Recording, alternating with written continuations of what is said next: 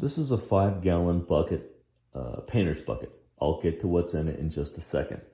I started doing this back in 2017, before COVID, when I was reading about some large-scale military martial law training drills that were going on down in Texas. I thought it was really weird that the military was closing off medium-sized cities and running large-scale martial law drills in our country. There's other reasons that I started doing this.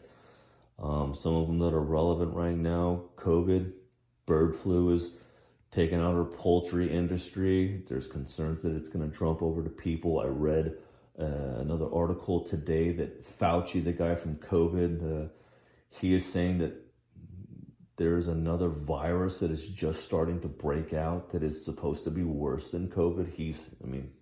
Get on the internet. Fauci himself is saying this about some new illness. Civil unrest. There could be crop failures because of all this weird weather we've been having. I saw some videos the other day where farmers were letting their crops rot in the fields because there's no migrant workers to harvest their crops any longer. And so food is rotting in fields in our country that are supposed to feed us.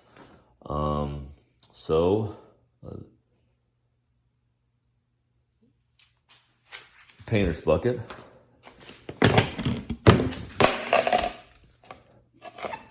Each painter's bucket has about 30 pounds of rice in it.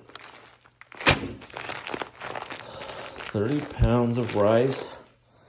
If you get 8 of them, that's about 240 pounds of uncooked rice, which makes about 720 pounds of cooked rice.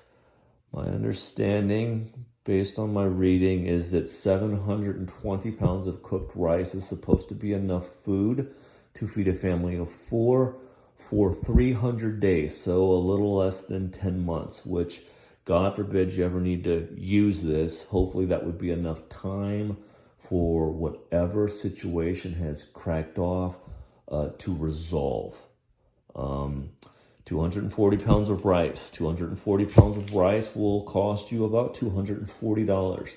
240 pounds worth of rice will last insanely long. I started doing this in 2017. I keep it in my garage. Me and the girls eat this 8-year-old rice a couple of times a week. You cannot taste a difference between this 8-year-old rice and rice that you go and buy at Walmart tomorrow. So when I say it stays fresh, I mean that rice is 8 years old. I eat it all the time. I can't tell a difference between this rice and rice at Walmart right now. It stays fresh for a long time. I've kept it in this closet. I kept it in another closet, well, 2 other closets at my previous house, and I kept it in the attic. We even had squirrels in that attic for a minute.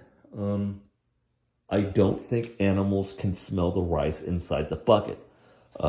If you leave it in the plastic that it's in, simple plastic bags, and seal it up, I don't think animals can smell the fact that there's grains in there, because I've never had one.